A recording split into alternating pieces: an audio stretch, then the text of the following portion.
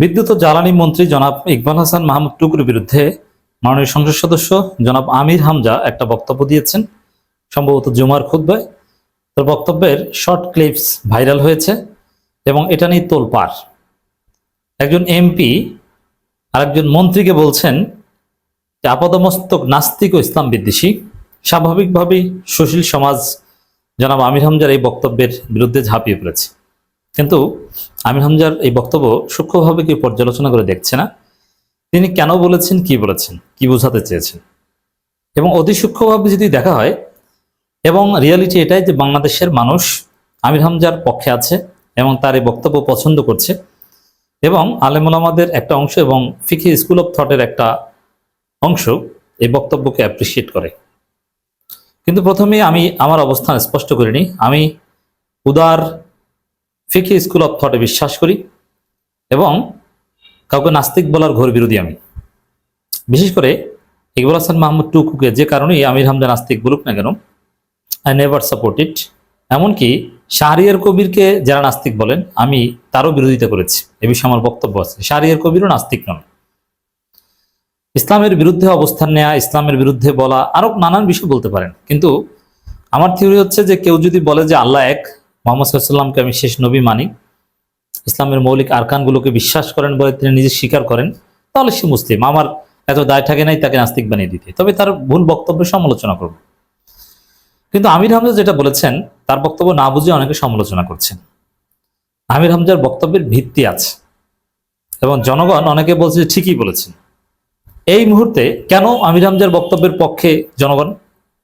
এই মুহূর্তে বাংলাদেশের স্মরণকালের সেরা ভোগান্তির জন্য দায়ী এই বিদ্যুৎ ও জ্বালানি মন্ত্রী জনাব ইকবাল হাসান মাহমুদ টুকু। অতএব তার প্রতি এমনিতেই খেপা। মানুষ প্র্যাকটিক্যালি দেখছে কোথাও জ্বালানি নাই, পায় না। কারেন্ট গেলে যে লিফট চালাতে হয় বাসার হসপিটালে, সেই লিফট চালানোর জন্য জেনারেটরের জন্য যে জ্বালানি দরকার সেটা পাওয়া যায় না। 10 তলা থেকে হেঁটে নামতে হয়। হসপিটালগুলো চলছে না।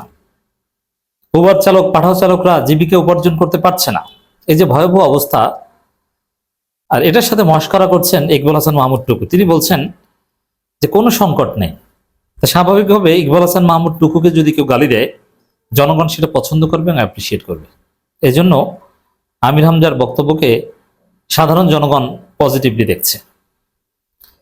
তো দর্শক, আমির হামজার বক্তব্যটা আমরা একটু সূক্ষ্মভাবে পর্যালোচনা করব।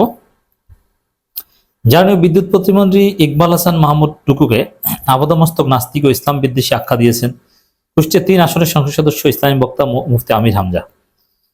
বক্তব্যের ভিডিও সামাজিক যোগাযোগ মাধ্যমে ছড়িয়ে পড়েছে, যা নিয়ে রাজনৈতিক অঙ্গনে আলোচনা সমালোচনা শুরু হয়েছে। তবে আমি এটাও বলতে চাই যে একজন সংসদ সদস্য হিসেবে কথাবার্তা আরো হিসাব করে বলা দরকার, এবং যদি তিনি নাস্তিক হয়ে থাকেন এই বিষয়ে ফতোয়া দেওয়ার আরো অনেক মুফতি আছে, এনায়েতুল্লাহ আব্বাসীর আছেন, তারা দিবেন। এখানে আমির হামজাকে সব বিষয় নিয়ে কথা বলার কোনো প্রয়োজন নেই। আর তিনি সংসদ সদস্য, তিনি সংসদের কার্যপ্রণালী বিধি অনুযায়ী কিংবা তিনি অন্য নীতিমালায় মন্ত্রীদের সমালোচনা করতে পারেন। এত স্পর্শকতার সমালোচনা করার কোনো প্রয়োজন আছে বলে তার মনে করি না। আমি এ বিষয়ে তাকে নসিহত করছি। কুষ্টিয়া সদর উপজেলায় সম্ভবত জুমার নামাজের খুতবায় 27 মার্চ উপজেলার হাট হরিপুর বড় মসজিদে জুমার নামাজের আগে এক আলোচনায় আমির হামজা এই মন্তব্য করেন। তার বক্তব্যের 1 মিনিট 46 সেকেন্ডের একটি ভিডিও ক্লিপ সামাজিক যোগাযোগ মাধ্যমে ভাইরাল হয়েছে। এখানে এটাও বলতে চাই, তিনি একজন এমপি, হ্যাঁ, এটা তার একটা ক্যারেক্টার, কিন্তু তিনি একজন জুমার খতিব কিংবা ওয়াজের বক্তা হিসেবে সেই জায়গায় রাজনীতি না ঢোকানোই শোভনীয়। কোরআনের রাজনীতি, ইসলামের রাজনীতি এটা আছেন, এটা মৌলিক বিষয়, কিন্তু সমসাময়িক রাজনীতির আলোচনা না ঢুকলে আমির হামজার কার্যক্রম পরিচালনা করতে আরো ভালো হবে। ভাইরাল ভিডিওতে তাকে বলতে শোনা যায়, জ্বালানি ও বিদ্যুৎ মন্ত্রী ইকবাল হাসান মাহমুদ টুকু নাস্তিক এবং ইসলাম বিদ্বেষী। তিনি জামাত ইসলামী কিংবা চরমনাই বিদ্বেষী নন, তিনি ইসলাম বিদ্বেষী। এখন যারা অতি সুশীল আমির হামজার বক্তব্যের সমালোচনা করছেন, তারা আবার খোঁজে দেখছেন না যে আমির হামজা যা বলেছেন, তিনি একজন আলেম মুফতি একদম আন্দাজে বলেছেন না কোনো ভিত্তি আছে। এটা না খুঁজেই অনেকে আমির হামজাকে গালাগালি শুরু করেছে। তা আমির হামজা কিন্তু দলিল দিয়েছেন। আমির হামজা টুকুকে নাস্তিক বলেছেন, আরো অনেক কিছু বলেছেন। যেমন এই যে তারেক রহমানকে যে খাম্বা তারেক বলা হয়, এটা এই ইকবাল হাসান মাহমুদ টুকুর কারণে বলা, এটা তো সত্য কথা। এই টুকু বাংলাদেশের ইতিহাসে অন্যতম একজন ভয়ানক দুর্নীতিবাজ, এবং তার কারণে তারেক রহমানকে কলঙ্কের দাগ বইতে হয়েছে।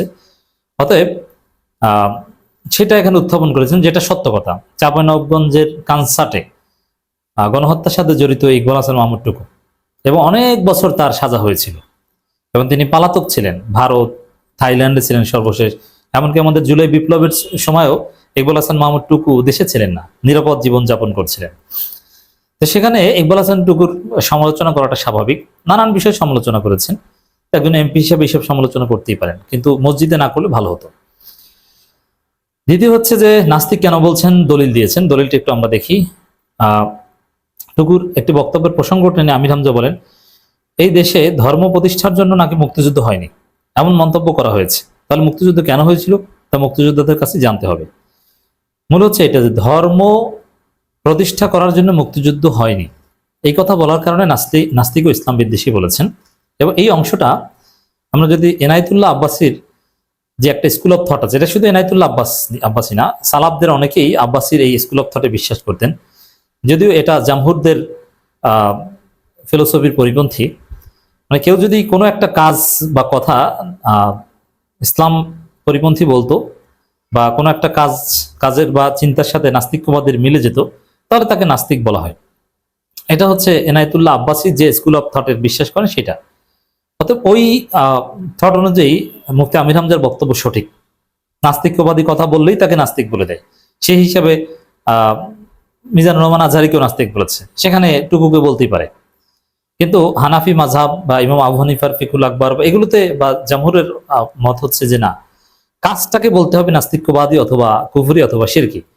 ব্যক্তিকে সামগ্রিকভাবে নাস্তিক বা মুশরিক কিংবা কাফের এটা বলা যাবে না, যতক্ষণ না পর্যন্ত একদম কমপ্লিটলি তিনি ওই পথে না যান। এবং এটা বললে যিনি বলবেন তার ঝুঁকিও আছে, যদি না হয়ে থাকে তাহলে তার উপর এটা পড়বে। তো এখানে দেখেন টুকুর এই বক্তব্যটা একটু নিরপেক্ষভাবে আপনি একজন ইসলামপন্থী সে মুসলমান হিসেবে ভেবে দেখেন।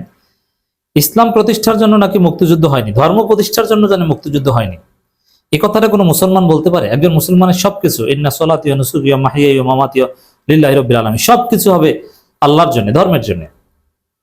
ধর্মের বিরুদ্ধে তো মুক্তিযুদ্ধ করেনি। এমন ভাবে টুকু সাহেব বলেছেন, কথাটা এম্বিগিয়াস, কিন্তু তার কথা থেকে বোঝা যায় যে ধর্ম প্রতিষ্ঠার জন্য মুক্তিযুদ্ধ হয়নি, অতএব ধর্মকে এখানে বাদ দিতে হবে। অথচ মুক্তিযোদ্ধারা নামাজ পড়তেন, ধর্মীয় রীতিনীতি পালন করেই মুক্তিযুদ্ধ করেছেন, এবং কেউ ধর্মের বিরুদ্ধে যুদ্ধ করেনি। কিন্তু টুকুর বক্তব্য থেকে আমির হামজা হয়তোবা ধারণা করেছেন যে তিনি ইসলামকে এখানে খারিজ করে দিয়েছেন। এখন একজন আলেমের কাছে এ ধরনের এম্বিগিয়াস বক্তব্য নাস্তিকবাদী উপাদান তার কাছে মনে হতে পারে, সেই হিসেবে তিনি বলেছেন। তা আমরা এখন প্রশ্ন করতে চাই যে টুকু একথা কেন বলছেন, ধর্ম প্রতিষ্ঠার জন্য কেন, ধর্মের প্রতি টুকুর এত ক্ষোভ কেন? তিনি মুক্তিযুদ্ধ নিয়ে আরো অনেক কথা বলতে পারেন, কিন্তু ধর্মের সাথে সম্পৃক্ত করে কথা বলাটা লাগবে কেন? বোঝা যায় যে ধর্মের প্রতি ইকবাল হাসান টুকুর প্রচন্ড অ্যালার্জি আছে, এবং তিনি এমনিতেই ভারতপন্থী, এবং চলনে বলনে কথা কাজে কোনো ধর্মীয় ছাপ তার মধ্যে নাই। সেই হিসেবে আলেমরা তাকে সন্দেহ করতে পারে।